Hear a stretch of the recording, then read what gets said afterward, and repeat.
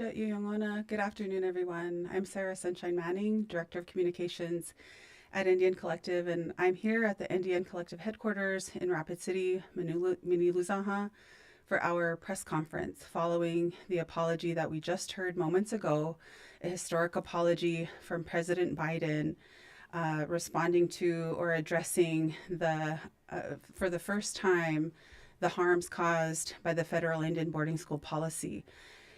Tensions are really high here at NDN. We're about to go live in here, or we're about to go to our lobby to where we have a press panel of spokespersons consisting of Amy Sazu from Remembering the Children, an organization that is doing work here right in Rapid City, lifting up the history of boarding school survivors, of the harms that were caused here.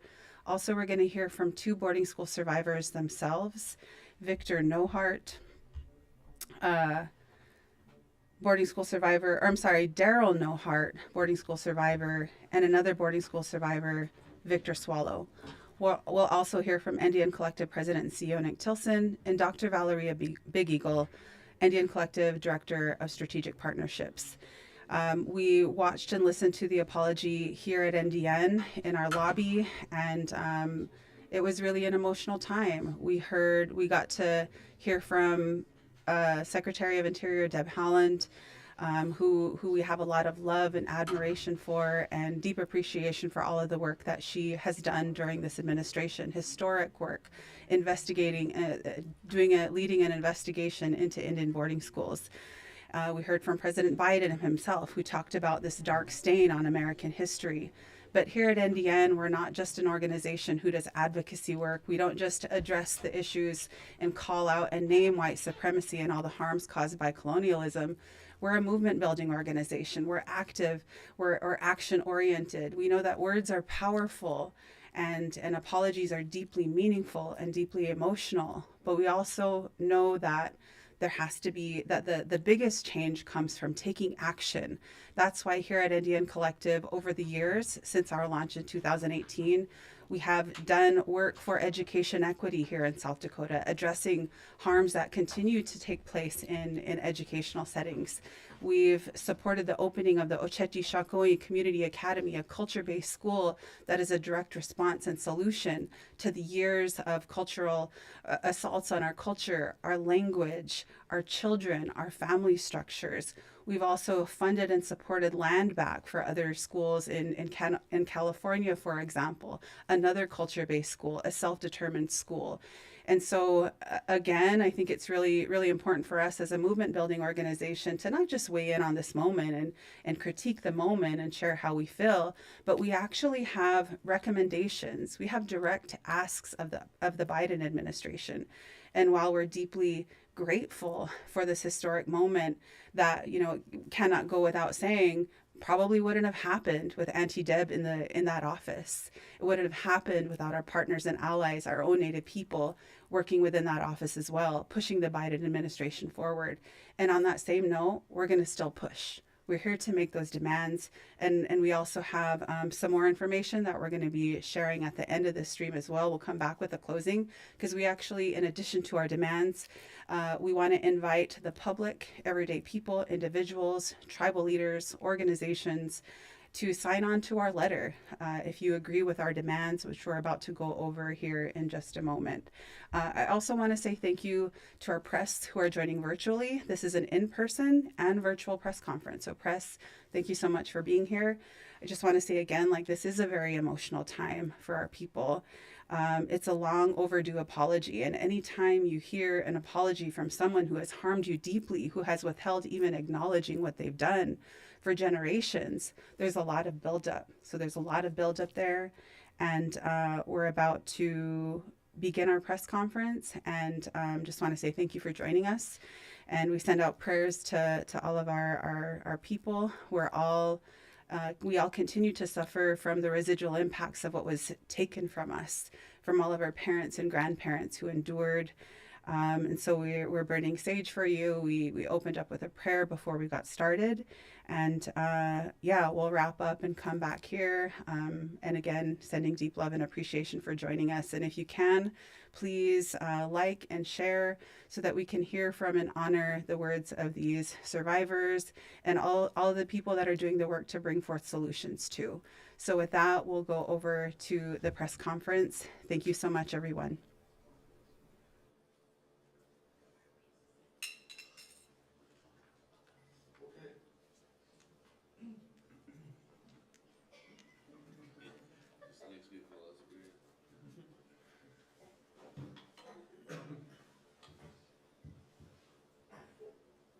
We're live. Um, Hamadaki api Niktilson Amachi api Chantea Washington api Chuzapalo um, for the community members of the press, and all of those that are watching online. Today is a historic and emotional day, but we wanted to create an opportunity here on our platform for a response to the apology that was made by President Biden for the policies and the impact of the Indian boarding schools. And so we're going to get reactions from our Lekshis and our survivors, along with other members of the community. And we're going to start off with Amy Sazu with Remembering the Children. Good afternoon. First of all, I would just like to I would just like to remind us all that this day is about the survivors. This day, you know, there's people in this country that President Biden could sit at a table across from and apologize to. And this day is really about them, the ones who endured and survived, so that to ensure our presence here today. I would like to express, you know, some gratitude for the apology. It's no small thing to hear the President of the United States acknowledge the horrible history that we have in this country and the impacts on people to this very day.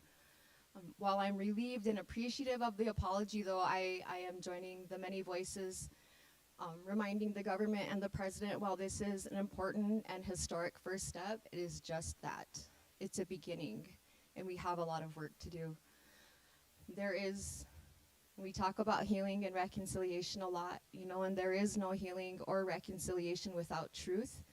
And today we finally took an incremental step towards healing as a community, as a country, and as a unified group of people. And I will anxiously await the next steps. We will continue to advocate, research, and build the memorial site here to ensure that our local community knows this history, has a place to go and find it, and will hopefully educate themselves so that we can all be part of a more productive and healthy community where everybody feels like they belong. Thank you.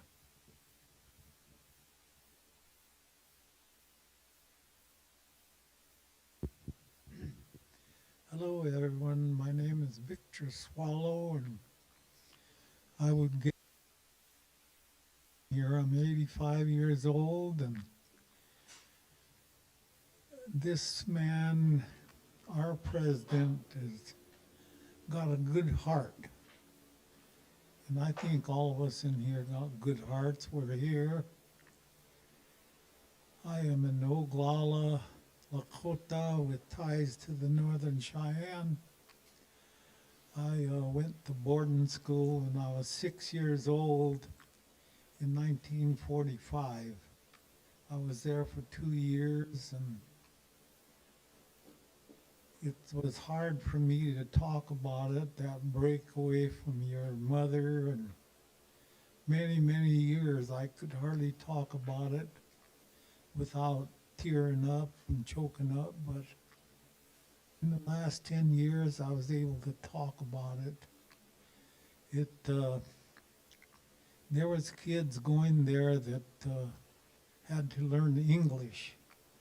I knew English all my life, so it wasn't hard for me, and being a mixed blood, we were more aggressive and could get along in the system. But the one thing I remember is being hungry. And north of the school there in the bottom, next to the creek, was a potato field. Big potato field, probably maybe 10 acres. And they would harvest potatoes, and they wouldn't get every last one. And we would go down there and dig up, get the ones they left. The boiler room was right there, and the cinders coming out of there, we would dig a hole and put these potatoes in there and cook them. And a lot of times we would eat them half raw. And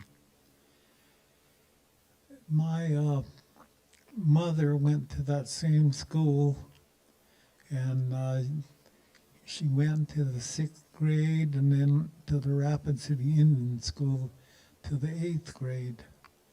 My father's father, Grandpa Swallow, he went to a school in Philadelphia, Pennsylvania, created for the Civil War orphans called the Lincoln Institute. He went when he was 10 years old in 1880, and he didn't come back till he was 16 years old. There's my story isn't other than the break with my mother.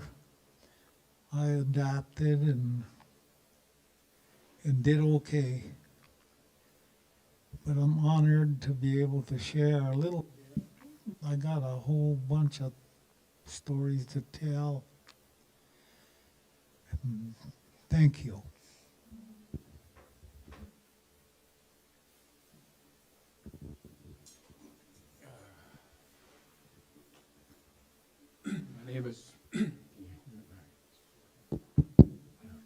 My name is Daryl Nohart. I'm Hukapapa Lakota from Standing Rock. I'm grateful for all these years for having two of us to be able to share our boarding school experience, which is should never have happened, because many of us had loving, caring mom and dad, grandparents, relatives, and they were good teachers. My mother was a disciplinarian, and so I try to honor her to this day by living what she taught me, all of us. And like Victor, it's hard.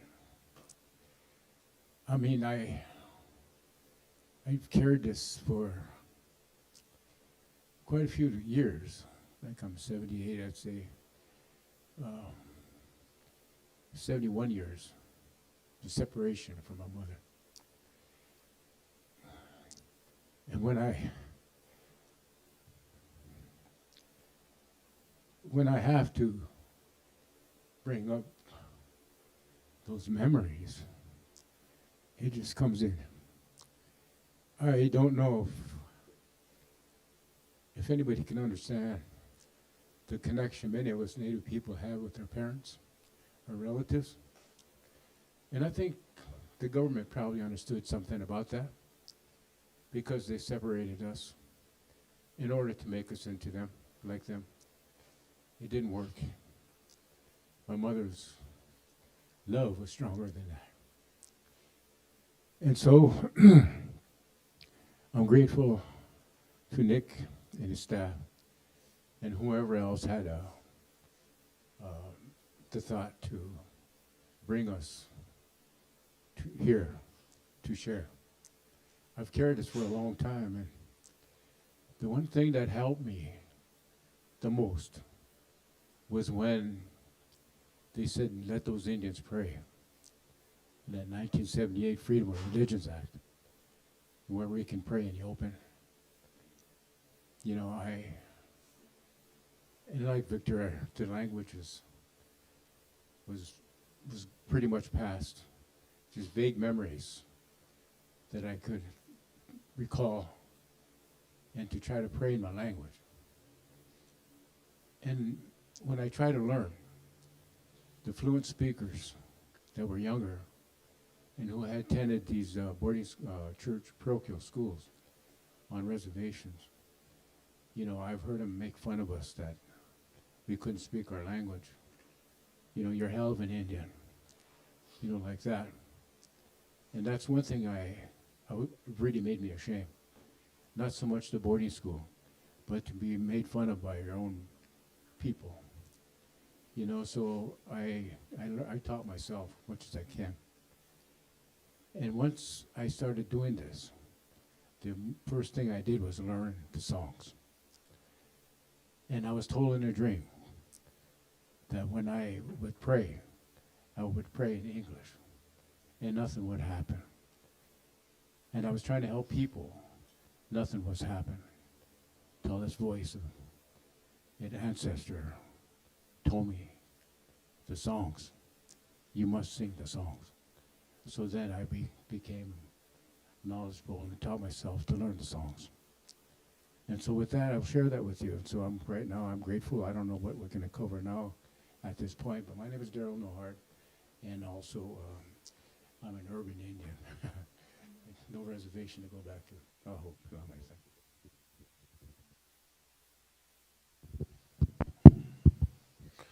Hamadakiapi, Nick Tilson, Amachiapi, Chantea Washtenape, Chuzapalo. My name is Nick Tilson, Oglala Lakota, here with NDN Collective.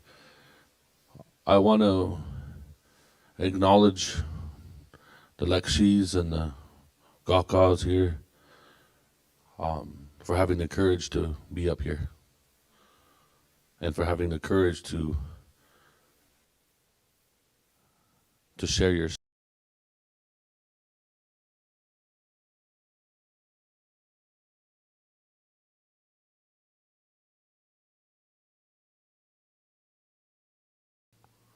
and it's a way for us to ensure that we make sure that it's never erased. And so my heart goes out to our elders throughout Indian country in this moment, and to how all of our families have been affected. So any of our elders that are watching or listening at this time that are survivors, our generation will continue to pray for you. We'll continue to walk in these footsteps. At this moment, I'm compelled to speak on behalf of a survivor that's not able to speak on behalf of himself in this moment. And his name is Leonard Peltier. From 1953 to 1956, Leonard Peltier was in the boarding schools, taken from his family. And today, he spent 50 years. He's the longest living indigenous political prisoner in American Indian history. And he's a boarding school survivor. And that tells you a lot about what this country has done and how it has treated Indian people. And so while we acknowledge the apology, we understand that an apology is one component, but that it must come with action. Today's speech that can't just be a speech from the president about what he has done for Indian people during this administration. It has to be about what this country is going to continue doing for Indian people moving forward. And so we have some demands to the President of the United States and to the Department of Interior at this moment in history. And that one is executive clemency for Leonard Peltier. Before you leave office, if you want to cement your legacy with Indian people in this moment, Freelander Peltier, the longest living indigenous political prisoner. Humanize him, acknowledge him as a boarding school survivor, let him come back to his homelands that he was taken from long ago. The second thing is the revocation of the medals of honor given to the 7th Cavalry at Wounded Knee. These medals of honor were given to murderers who committed war crimes against the Lakota people. Over 300 women and children were murdered at Wounded Knee. And those soldiers were celebrated with medals of honor. Mr. President, before you leave office, our ask and our demand is that you revoke those medals of honor. Lastly, the passing of the U.S. Truth and Healing Commission bill. Today's apology needs to be an apology that creates an era of repair. It's not just about the words that were shared today. The words that were shared today need to be a pathway into the future. And the U.S. Truth and Healing Commission bill, if it's passed or when it gets passed, will have unprecedented resources invested into telling the stories of survivors, unprecedented resources into helping support the survivors and the descendants of survivors in healing. And it will cement this part of history into American Indian history and the history of this country. So these are the things that we ask at this time. And I ask, as we do this and as we make these demands, we're doing so with a heavy heart. We're doing so also in mourning for the ones who didn't make it, the ones who aren't here today, the grandparents that we never knew. So this is not just a political moment, it's a moment of healing. But it doesn't mean it's not hard.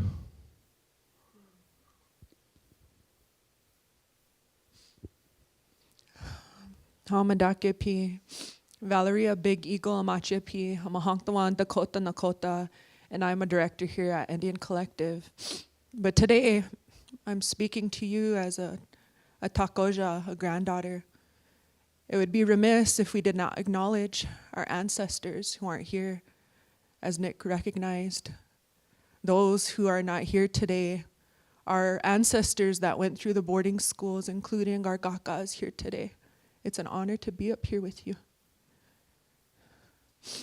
All of these things have impacted us as Indigenous people, including our children. Our children are ashamed of who they are. They cannot be who they are in these schools because they are not being recognized. We heard the president talk about the history is not taught in the school systems. In this state, in our community, it is not. This cultural genocide, this genocide of our people, it continues to affect us and our children today. And so with this, another action is for resources, funding, to revitalize our language and our lifeways so that we can be inherently who we are. Our children to learn, reconnect to their Indigenous lifeways and ways of knowing and being. I don't know my language, and that's a direct impact because Takoja of grandparents, great-grandparents that went through federal Indian boarding schools said, again, that revitalization of language and culture and for us and by us, these resources not being defined by the federal government and Western society, but unrestricted ways that we as Indigenous people can teach us as Indigenous people, for us and by us. And so that's another ask of President Biden, is to think about that, because even though there may be federal funds designated to language and culture, it's on their terms. We need to be defined by us as Indigenous people. And I'm going to make that ask for all of our communities as well, for the city of Rapid City, for the state of South Dakota to follow suit and to start acknowledging us. They can't sweep us under the rug anymore. This history this is part of our healing journey, and you can't sweep us under the rug anymore. Ohechetuye.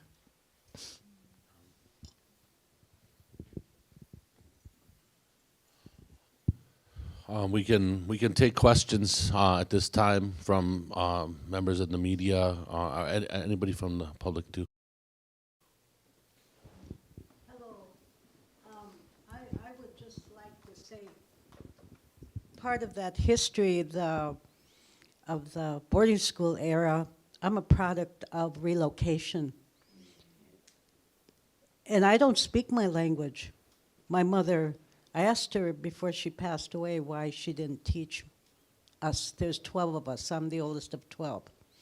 And she said, because I don't want the white people and the white kids to make fun of you, to make you ashamed of who you are. My dad served in World War II. He served in. He was a paratrooper in the 101st Airborne Division in Normandy. And his brother, sir, was captured the first day of the Korean War. And my other uncles were in the army. So were my brothers. And yes, it's true, we're patriotic. But when they came back, they were discriminated against. And then the boarding school, the officials started coming into Standing Rock. And there was already me and my brother. And so 3 of my dad and his brothers decided to go on to the Relocation Act. We went to Minneapolis, Minnesota. My other uncles went to Cincinnati, Ohio, Denver, Colorado, and someplace, I think it was in Texas, I can't remember. But we all can't speak our language. We try. I'm proud of who I am. I'm proud to be a Lakota woman, an elder. I teach my kids and I teach my grandchildren. We're also, Daryl and I are also foster parents. But I just wanted to let you know that we're part of this history. When I tried to go back to my reservation, I'm from Bullhead, South Dakota. My maiden name is Archambault, and my mother's maiden name is Grego. And you know that they're your relatives. You meet your relatives, your cousins, aunties, and uncles, but there's something missing. It seems like they don't fully accept you. You're like an alien. And I brought my children back, and they thought they were gangsters, the police, and they were always harassing them. So I moved back to the cities. And I know of the alcoholism. Nobody wants to talk about it, and I told my husband last night that we need to talk about all the abuses that we suffered, especially Daryl, the abuse that they suffered in the boarding school. He cries when he talks about it, and he's 78 years old, and it still hurts him. He's lost his whole family. They took the children away, and his mother and dad drank themselves to death. They were young. He talks about the abuse. He still suffers, and I think he has PTSD. He has physical ailments on his neck. They squeezed him so hard they busted the bones. He's been suffering like that all his life. So I just want to let you know that it hurts. It hurts to see our people. And they blame us for being lazy and drunk and we don't want to work. That's BS. It is. They made us suffer. I'm sorry, but I didn't mean to cry, but it hurts. It hurts to see our children and our grandchildren hurt. And I see our foster kids, all the things that they went through with their parents, and why did they take them away? And I tell them not to hurt, not to hate their parents. I tell them that. But anyways, thank you for listening to me, because the government has really, really hurt us as a nation. And all we want is fairness, equality. Thank you. Thank you.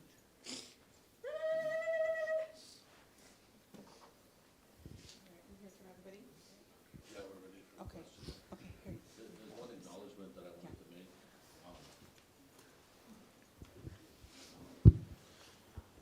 make. For those that are watching and listening out there, I wanted to take this moment to acknowledge the work of the National Native American Boarding School Healing Coalition. Many of them right now are in Salt Lake City, and they've been traveling throughout the country and documenting the stories of survivors, and working in communities and organizing. And so as we're here talking about this moment in history, there's many of our people that are on the front lines in these different communities doing this work. And so I just wanted to acknowledge the work of the National Native American Boarding School Healing Coalition in their continued efforts to bring light to this work, to make sure that the stories of our elders continue to be told, and most importantly, the work that they're doing to heal our people. So we can take whatever questions at this time too. So we have some questions in virtual our Zoom room, but we'll take a couple questions here. We'll take 2 questions from press here first, and then we'll check on our virtual participants. But yeah, are there any questions we want to start with now? And if you could introduce yourself as well, let us know.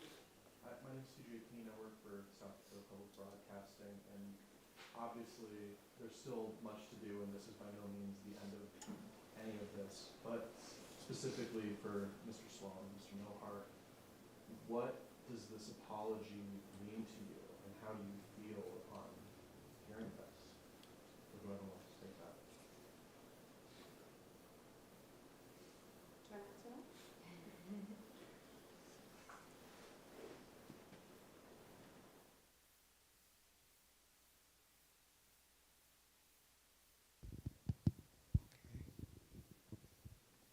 Well, for me, it's lives can go on, and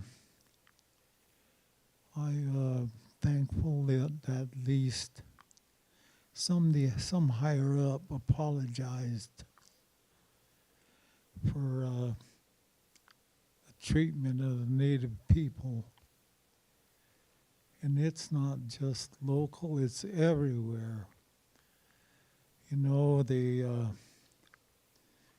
They had a documentary about some of the treatment in Canada.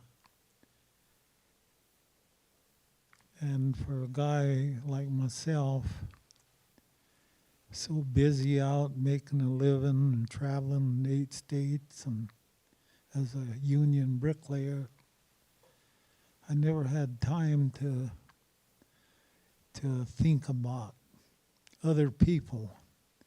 My concentration was raising a family and paying for a home and all of that. But in later years, I realized that I had a better start in life than other natives. My father was a rancher. We always had chickens, a big garden. We got to do things, but there's others that really, really struggled. They ate whatever they had to just to survive, and President Biden acknowledging it is, you'll probably fall on deaf ears on probably close to half the country, but there is a lot of good people out there, and maybe you'll touch some of them and they'll be able to put themselves in the situation that many of us were in. And so it's a good feeling that at least someone acknowledges, because we live in a country that there is not a lot of empathy. You know, we served in the military. My grandfather Swallow had 12 grandchildren, grandboys. 10 of us serve our country.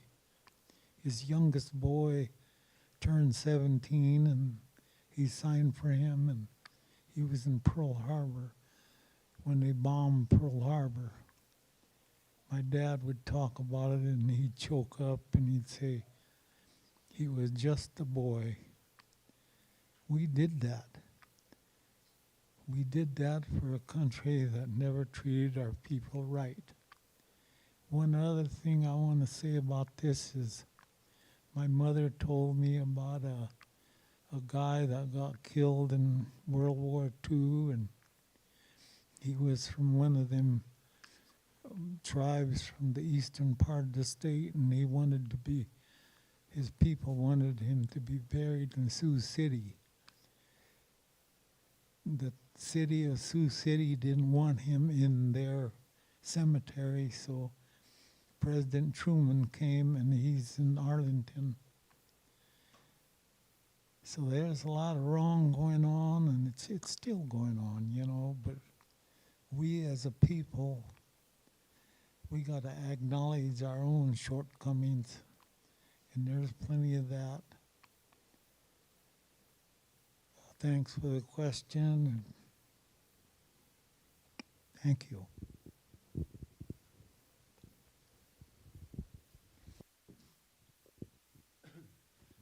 The question,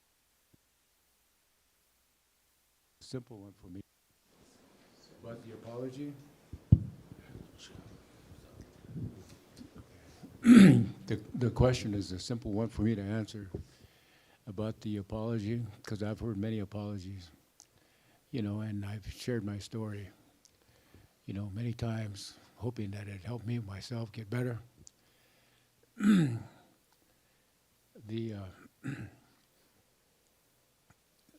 For the having to work my way through alone. I went through boarding school, and I've been on my own actually since I was 7 years old. I raised myself pretty much, and without having a mother that I remember and love very much, taken from her. And then finding out that she pretty much killed herself when she was 37 years old. They took her kids away. Children that she brought into this world and looked and loved and wanted so much to raise. My older sister and I got a chance to experience some of her discipline and teachings for us as we were in school, public school. And Dolly Mae and I each were on honor roll in public school. And so she was proud of us. And she shared her pride in her children by making us clothes and I remember on one Halloween, I was in the second grade, Dalame was in fourth, I think, or something. She made, because she was always on honor roll, I was, getting A's all the time. She made her a monkey suit.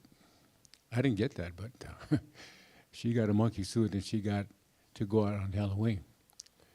And she, of course, she shared her candy with us, but that's how much our mother showed her pride and her love and like that, to take the time to actually make a monkey suit that looked like a real one, you know? So it's those little things like that that I remember about my mother. You know, she, I remember hearing this word one time. I was in the second grade. And I went home, we'd walk home for lunch. And I heard this word and I said, Mama, what does stingy mean? She said, why? Where'd you hear that? In school? She said, well, that means that you don't share with anybody and that you have no friends. I never forgot that. And coming to find out when I learned more about our people's virtues and values of life, generosity was the number one. So having her tell me that at such a young age, I've always carried that on in my life. You know, she was a good teacher, like that. So going on again by myself. And then when I shared my story, I hear all these apologies, and nothing's changed in my life because where's my mother? She's not here. Lost her when I was young.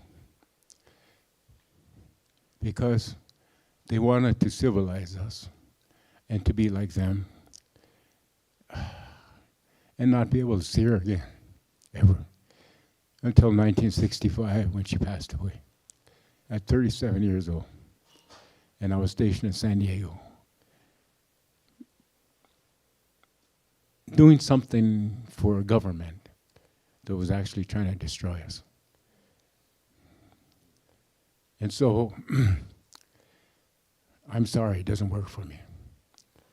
It just won't. Until I'm gone to see my parents and relatives again. Oh, me talk about it. We're gonna, for the next press questions, we're gonna give you guys a mic so that folks can hear on the live stream. So are there other press who want to ask questions? Okay. Yeah, Adrian Carball, Code Territory News. One of the things that really stood out to me when you guys were speaking was the stripping of culture. And as a Mexican American, for second generation, I feel that in a sense. You spoke about language was a big part that was stripped from you. I was hoping, and I think Valeria, you spoke about it a little bit more about that stripping and wanting to get that back. Could you, maybe all of you, whoever would be open to speaking about this, just talk a little bit more about what it was like to have that stripped and what are the ways that you guys kind of get this back from here on out?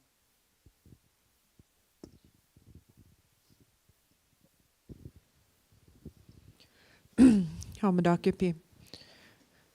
So with the stripping of language, as you can hear, whenever they went into schools, they couldn't speak their tongue.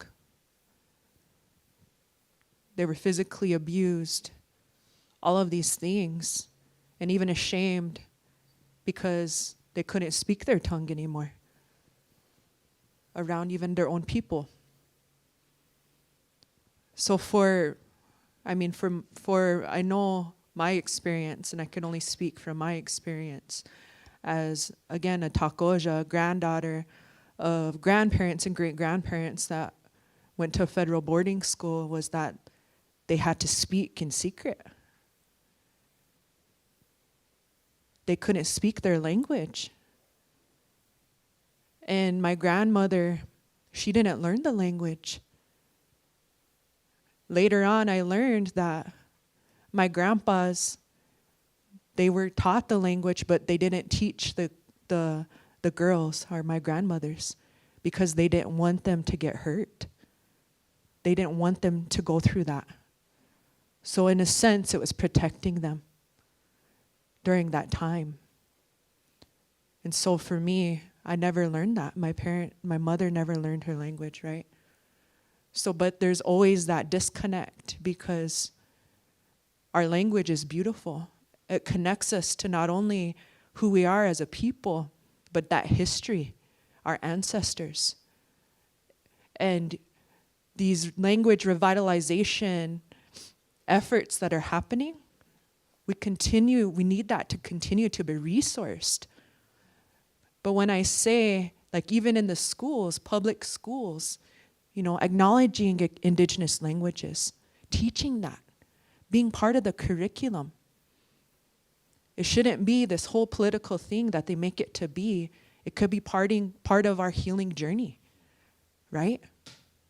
So this apology, that's why we're asking more resources behind that. Because even in these schools here, they don't teach the language here. They don't. It's almost like, oh, well, if you're good, we'll let you. So we need more investment into that. And so also when it comes to our culture, that's part of who we are. That's what we need more of. We need, and it's for us and by us, we need more indigenous people being able to learn the language freely and healing. That's side by side when it comes to language, our ceremonial way of life.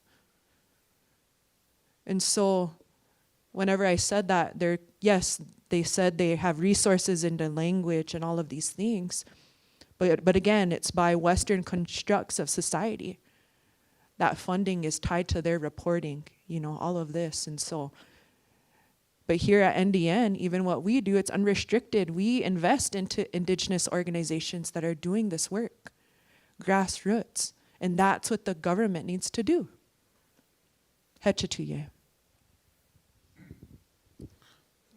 To add on to that, I want to put some things into context a little bit.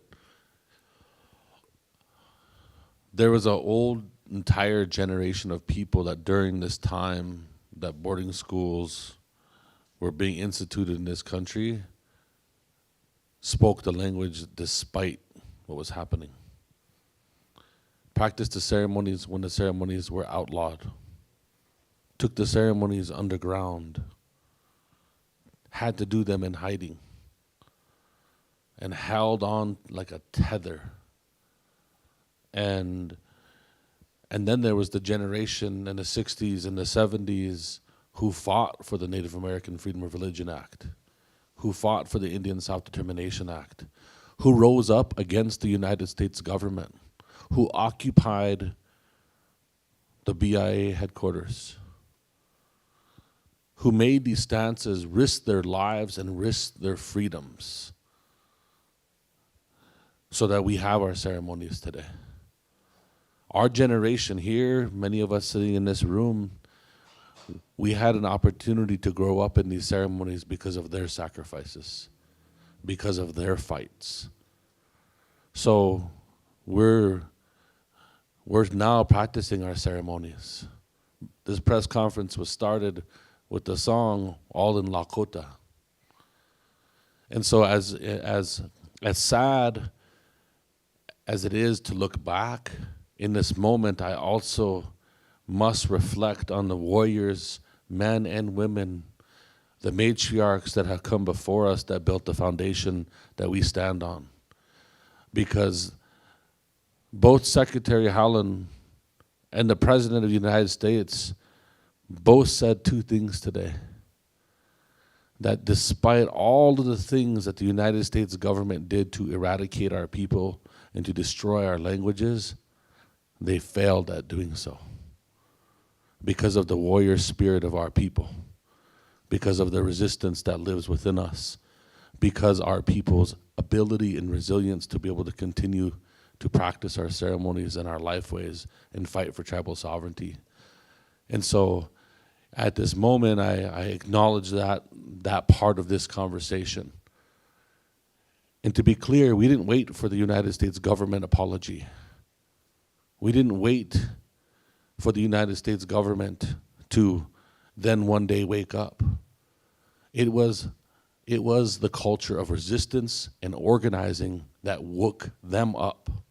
This moment in history was created by organizers, was created by resistors, was created by grandmothers and grandfathers that forced the government's hand to one day apologize for what they have done. And so at this moment, the message to Indian country is yes, this apology will fall on deaf ears unless it is followed up by real action. Action is required for healing to happen. Survivors everywhere are sitting now, right now, in this moment, asking, what will that action be? This can't be a campaign stop in the middle of an election. It has to, this moment is not an electoral issue. This is in the bedrock of the very existence of this country. And today the mirror was held up. And that can never be taken down now. That can never be taken down. So this idea of the current struggles that Indian people are going through is directly connected to the past. It's not a coincidence in this country that Native American children have the lowest economic mobility and education mobility than any child in America. That those living under the most poverty conditions in this country are Native American children. We have the highest suicide rates than any group of people in the entire United States. The boarding schools and the impact of them are still killing people today. It's active. And so we need to rally in this moment and stand around the problem and stand around the challenge together. And so I share those reflections and those words as we move on.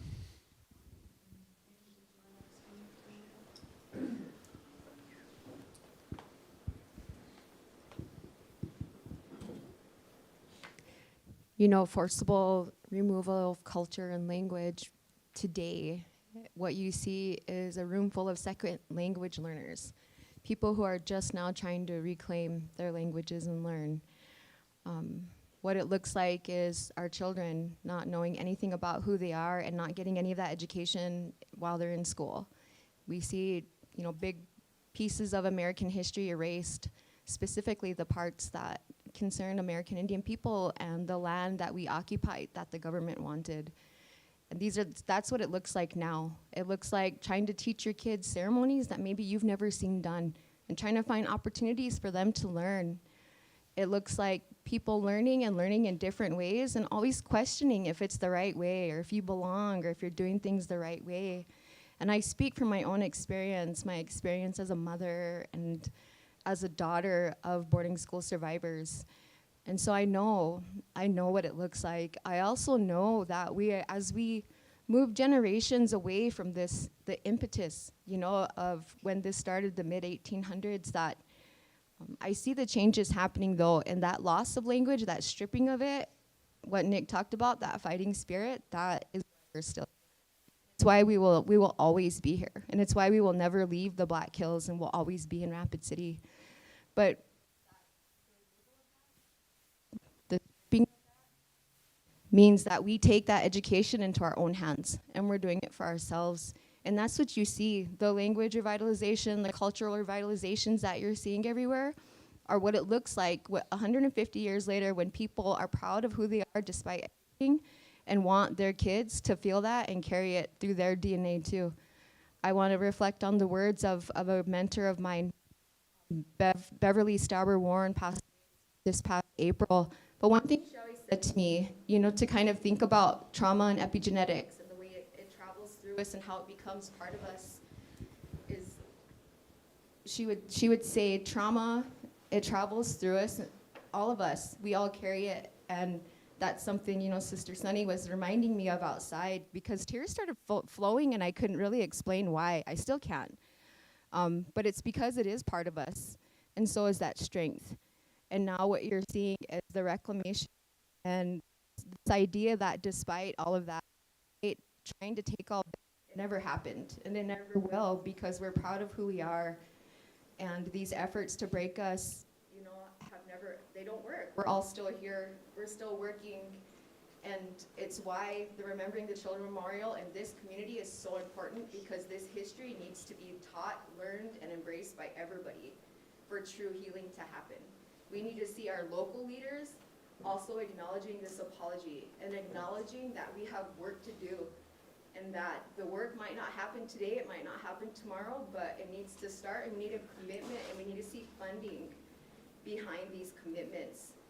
But we need to see local leaders getting behind this too, because the president saying one thing, you know, we're in South Dakota. Things look a lot different here than they do in Phoenix. They look a lot different than they do in Washington, D.C. And we need our local leaders to step up now, acknowledge this apology, and join us in trying to rebuild what they tried to break. I wanted to add to the work of the Osheti Shakoi Community Academy. Your question was about how do we respond, how do we respond to and revitalize languages right down the road, right down here. There's Lakota, and Nakota kids learning their language. And they're not just learning their language, right? They're learning a worldview.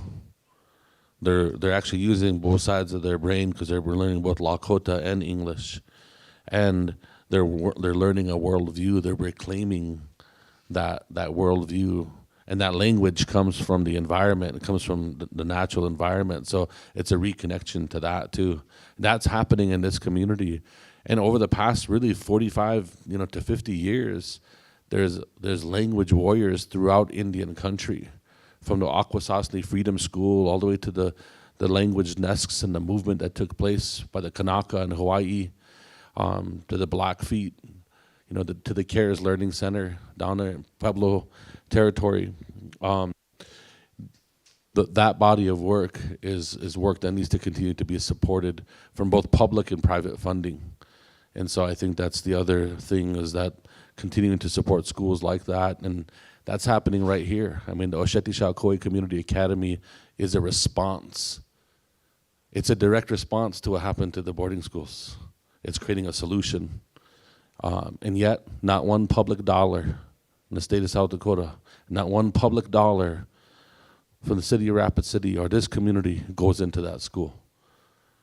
The Native American people, the indigenous people, the Lakotas in this community, in order to operate that school, we have to go raise all of our own resources to make that school possible. And even in its full building, we're only going to be able to impact hundreds of students when there's thousands of Native American students in this community. So the issue is complex, but we're doing it despite the challenges.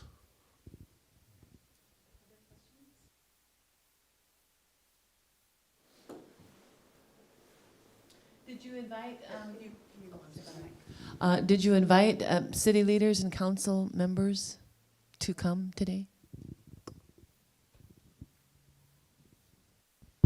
Said, why they're on Facebook? They could have been here. Yeah, they're always invited. I mean, most of the time. But I know. I mean, I think the reality is our experience with the leadership in this community is that they don't come to the table with us. They only want to come to the table when it's on their terms. And so we're still waiting on we're still waiting on the mayor to meet with us. We're down to meet with anybody in this community, but they have to be ready to do so. So I think that's ongoing work that they must do in order to come to the table, because we've been doing our part.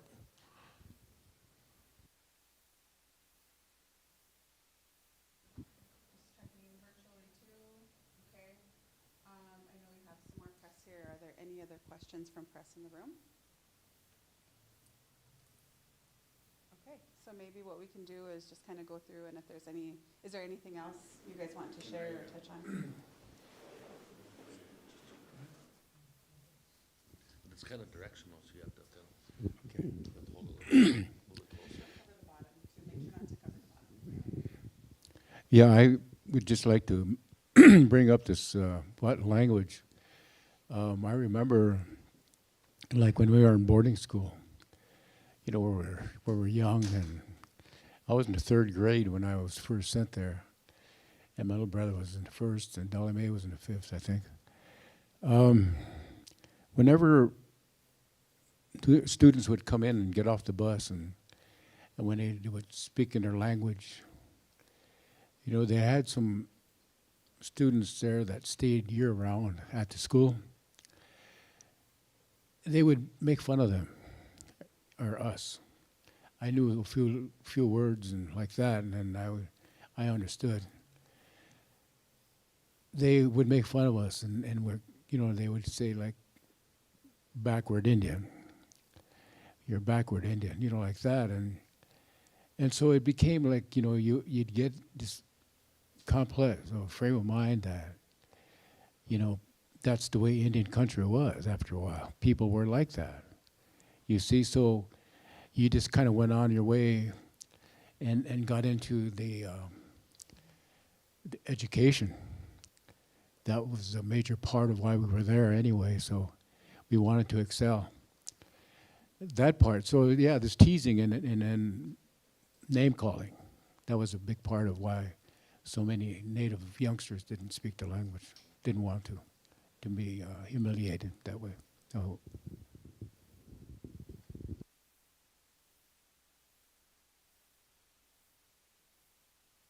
The other part, before I forget, you know, I'm not used to doing this, and I'm more of a illustrator. I'm an artist, painter. People probably could learn more from me looking at my paintings and illustrations.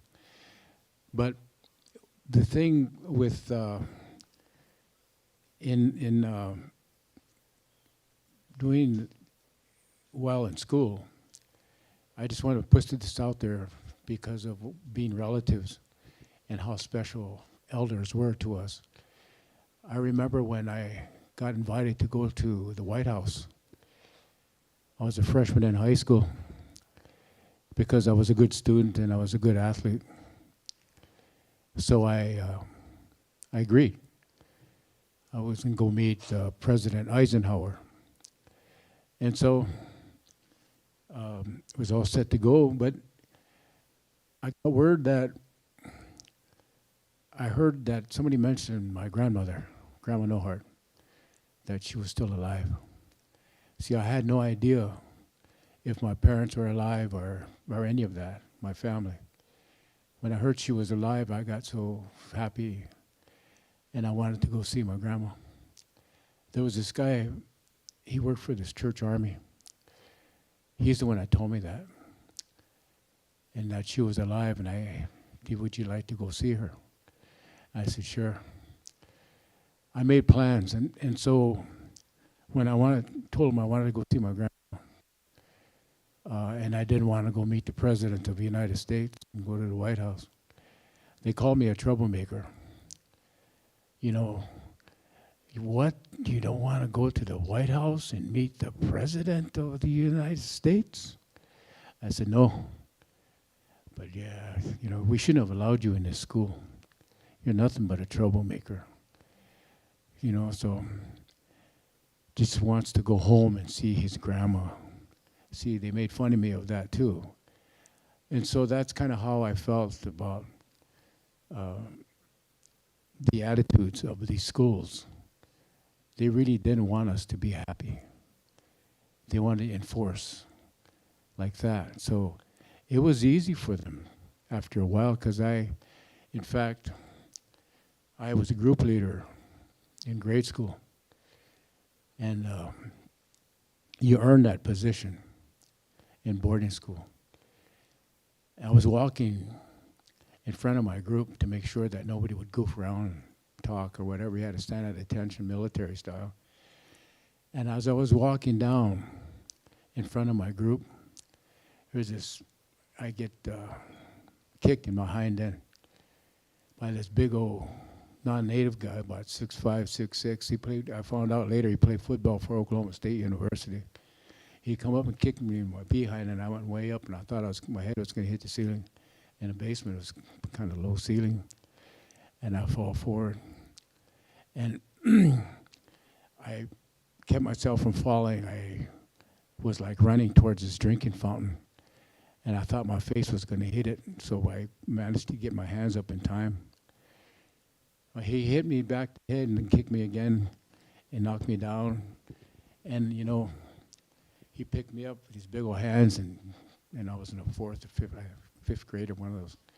He picked me up in the back of my neck, and he just grabbed me like that, and he shook me around like that. You know, so those kinds of things that we suffered through at that young age use me for an example as what happens to you when you don't listen to them. You know, so, and I suffer. I'm 78 years old, and just a couple of days back, I went and got these 4 shots in my neck because the nerves and the bones and the muscles are all messed up. Like the doctor said, I'm in pretty bad shape.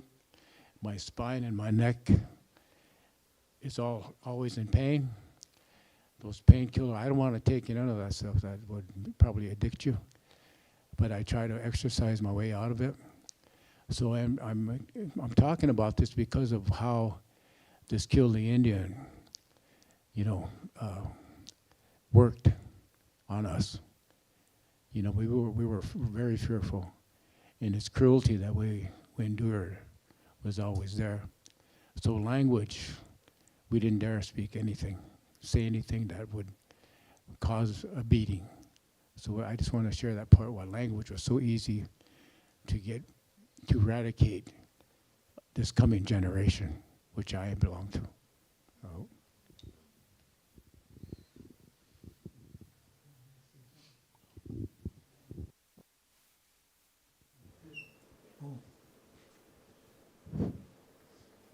Yeah, I just wanted to clarify the education system on the Pine Ridge Corporation.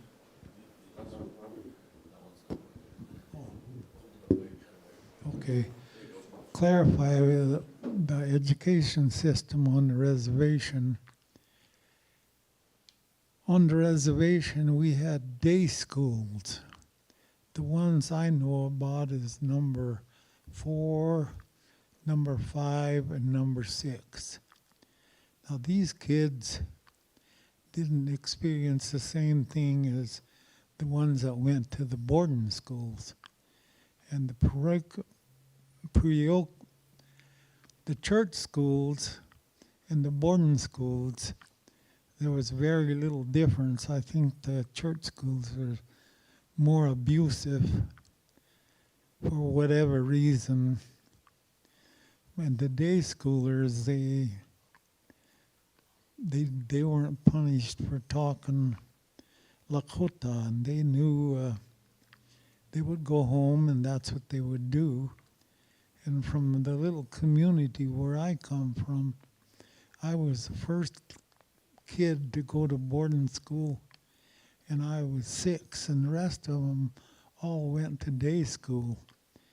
And some of my cousins, they had to learn English. The ones that are my age and older had to learn English. And there's only one of them left alive, and he's just struggling to hang on.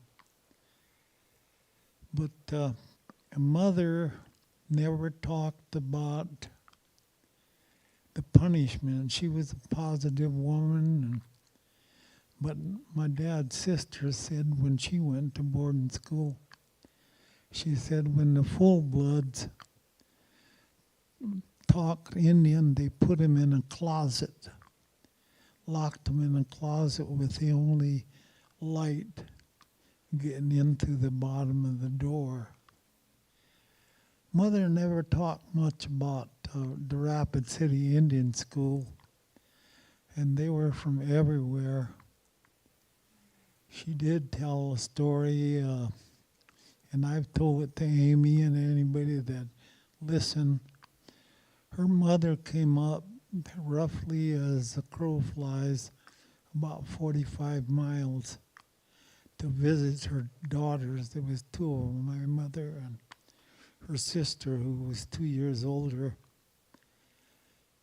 And she got up there to the school and she talked to the oldest daughter, asked the matron if I could take you downtown and buy you a few things.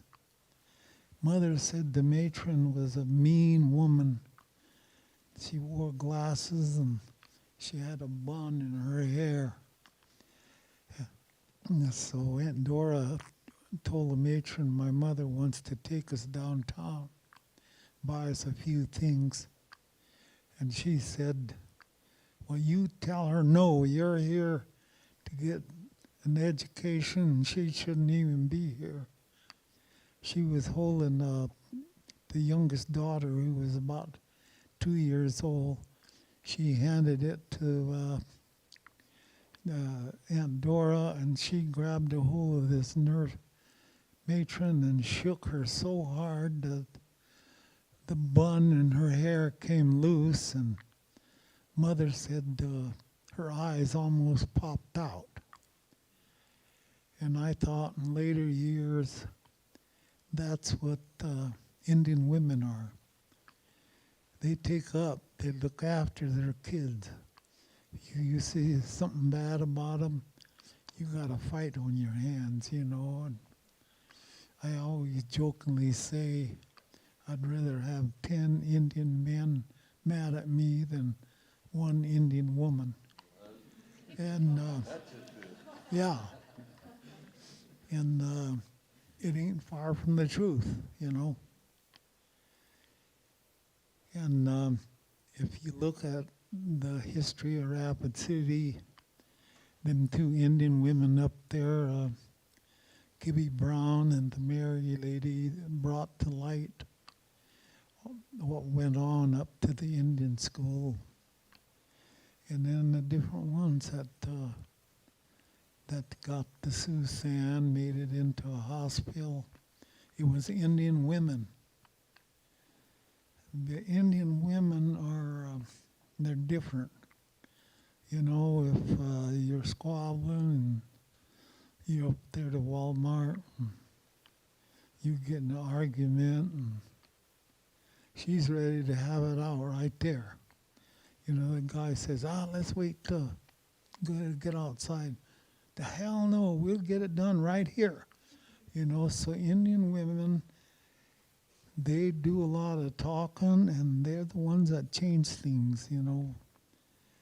It's a fact of life. But I just wanted to let you know about the school system down there.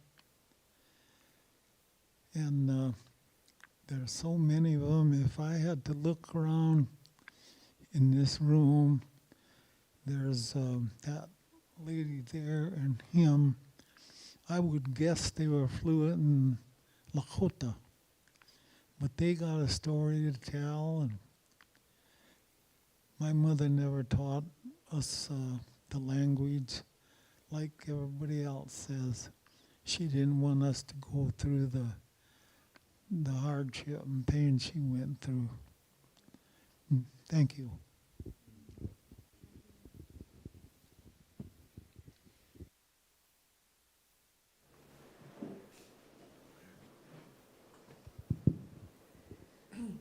Hello?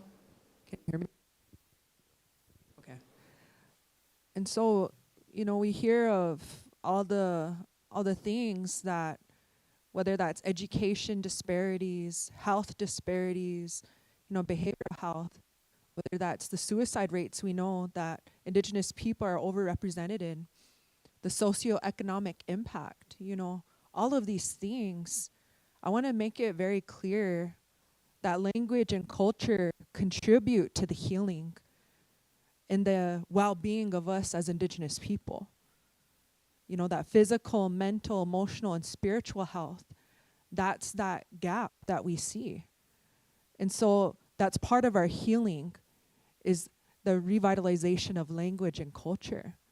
And so I just wanted to make that very clear of this is how we help us as Indigenous people so that we can be a thriving nation again, a thriving people again, and be whole again. Hechatuye. There was one other demand that we wanted to highlight at this time.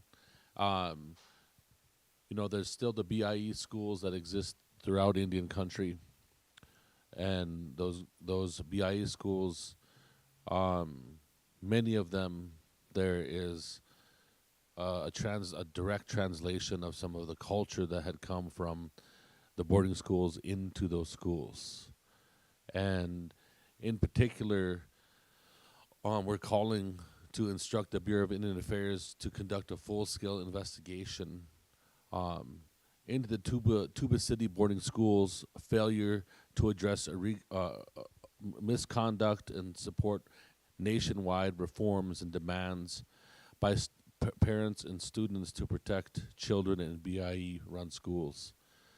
So as this apology is happening, we also, direct and ask the Department of Interior and the BIE to look at the impacts that are happening in those schools, the cover-ups that are happening in those schools, the mistreatment of children in government-run BIE schools happening right now, and it's happening throughout the country in different places, and by doing, investigations and reforms into those schools, then we can make sure that these schools are reflective of both protecting Native American children, looking up for the well-being of Native American children in the present moment too. So, wanted to acknowledge that demand at this time, and that is something that the Department of Interior and the BIE has the ability to do now,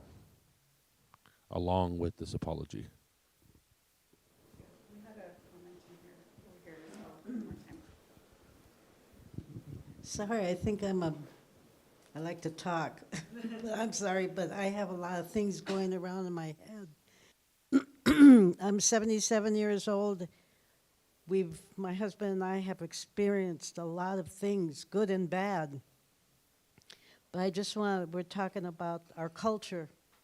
Part of our culture is our spirituality. My husband and I, we practice.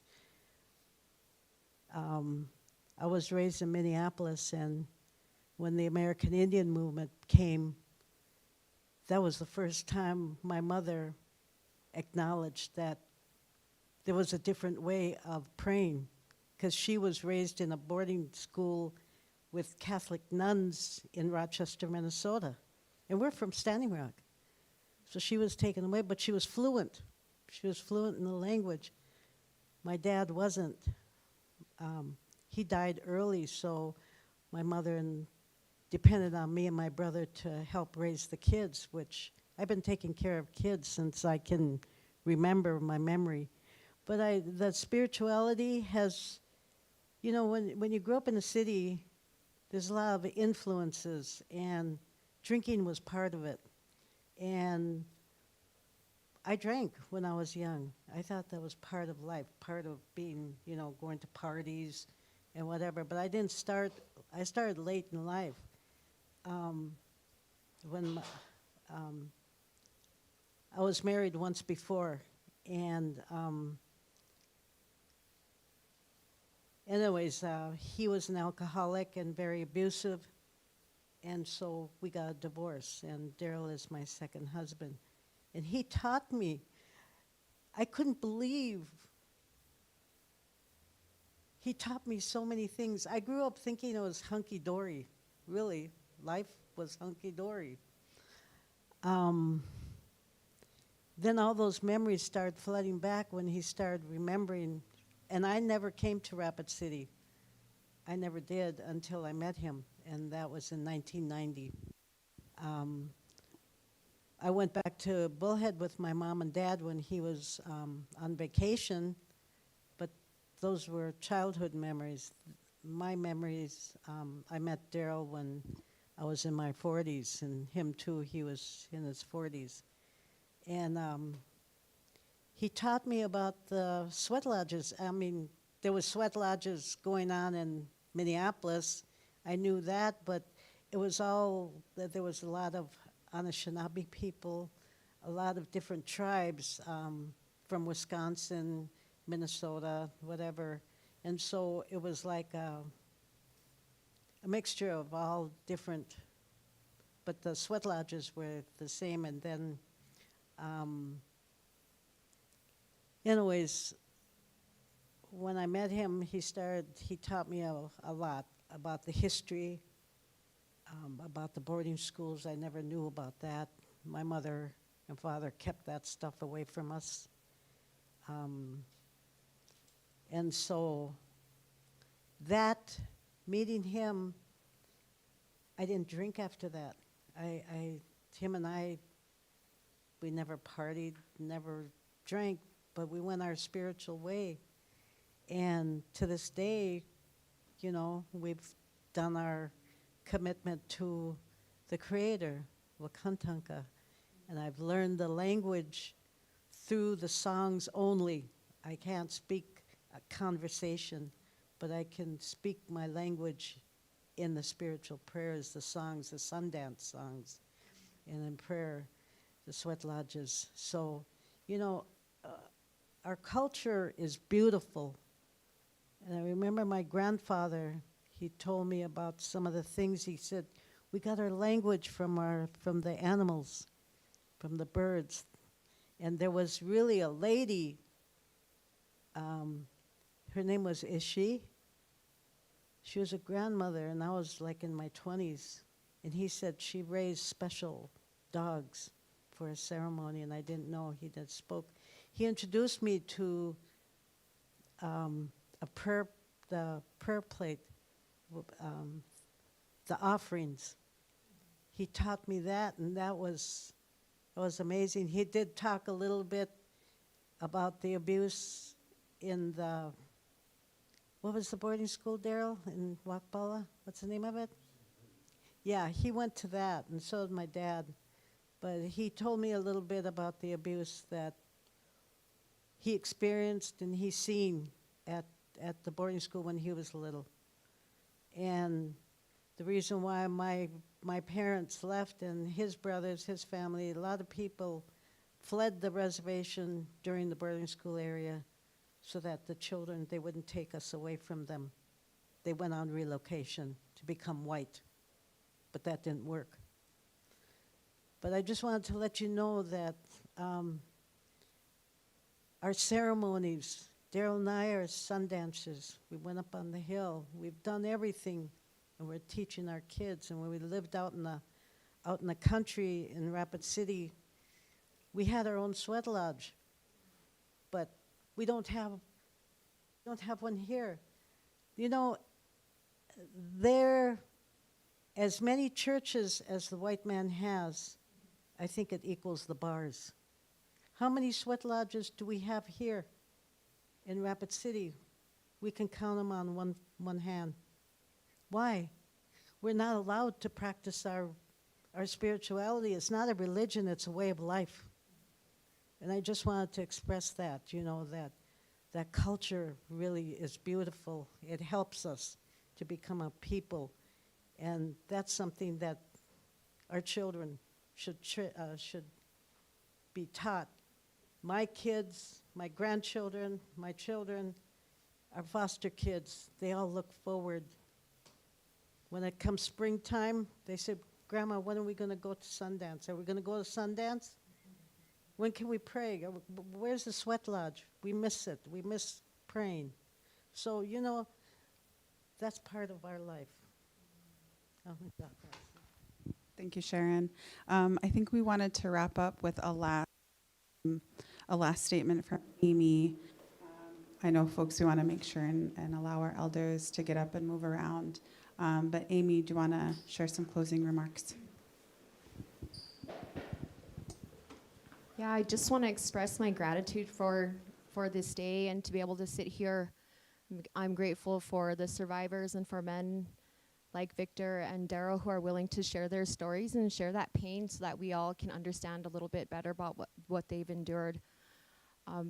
I want to finish my thought around Bev Warren, and you know what she said was that epigenetics runs through us. We carry it in our DNA, and she said, you know, it takes one conscious adult, one conscious person to make a decision to stop patterns of harm, dysfunction, and trauma. And she said, I tried, you know, I did my best, and for her kids and her grandkids. And so I just want to say that I'm proud of all of the Lakota, or all the language revitalization that we see happening now.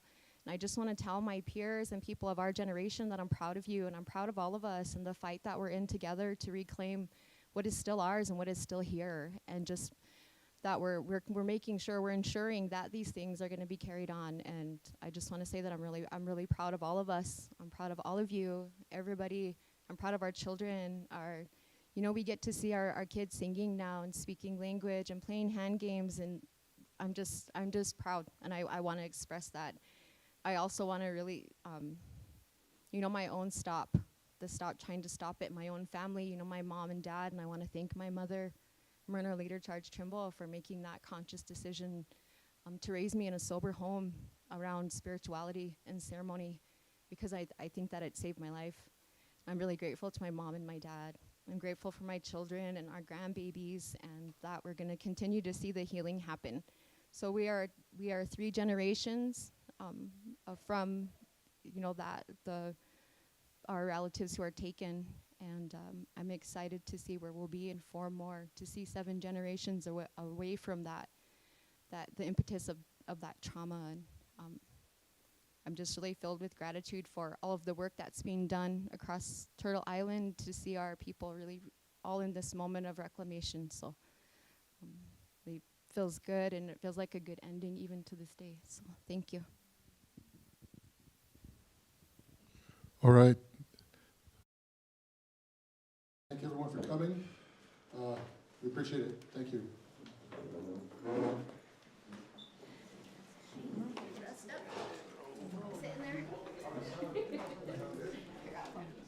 Thank you so much, everyone. Sarah Sunshine Manning here again. Just wanted to wrap us out. Firstly, thank you to press who joined us virtually. Thanks so much. We appreciate your participation, and all the press who showed up in person. And those of you who joined our live stream, you may have noticed that we also had some other folks in attendance in our audience, including Sharon Nohart, who is Daryl Nohart's wife, and we really appreciate her contribution to this moment also as an elder. Just to kind of wrap up too, I want to make sure and touch on the demands. I think some of them are sprinkled through here and there just to make really clear. We'll also drop NDN Collective's press statement into the chat as well, so that you can read the demands fully there. But to make sure it's super clear, these are the demands of NDN Collective in response to President Biden's apology. Number 1, passing the U.S. Truth and Healing Commission bill to ensure continued funding and support for the relatives who survived boarding schools. Number 2, granting immediate executive clemency for boarding school survivor Leonard Peltier, freeing him from his 50 years of incarceration. Number 3, immediately investing in Indigenous language and cultural revitalization programs. Number 4, rescinding all medals of honor awarded to U.S. soldiers for the massacre at Wounded Knee, in which 300 unarmed Lakota people, mostly women and children, were slaughtered. And number 5, instructing the Bureau of Indian Education to conduct a full-scale investigation into failure by the Tuba City boarding school system to address egregious misconduct and support the nationwide reforms being demanded by parents and students to keep children safe at BIE-run schools. And we got to hear from Amy Sazu of Remembering the Children, Daryl Nohart, Victor Swallow, Nick Tilson, and Valeria Big Google of NDN Collective.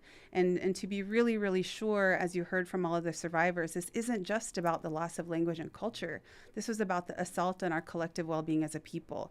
We often hear in a lot of these apologies, we took your language, we took your culture, we stripped you from your families. But we want to be super clear that the assault was widespread, it was multifaceted. And so we're not just talking about the return of and the support of reclaiming our languages and cultures, but looking at this from a very holistic and very broad lens, understanding that this apology was scratching the surface of centuries of federal Indian policy that were designed to assault and attack the spirits of our people. And we continue to see the residual impacts of that today in a multitude of ways, which all of our speakers spoke to. So to folks tuning in, to people who want to understand and support, we want to make sure that we're very clear that this is just a beginning, that we heard even directly from the survivors that apologies ring hollow, that the pain is deep. There's no returning what we lost. And so this is just a very tiny inch forward, a necessary one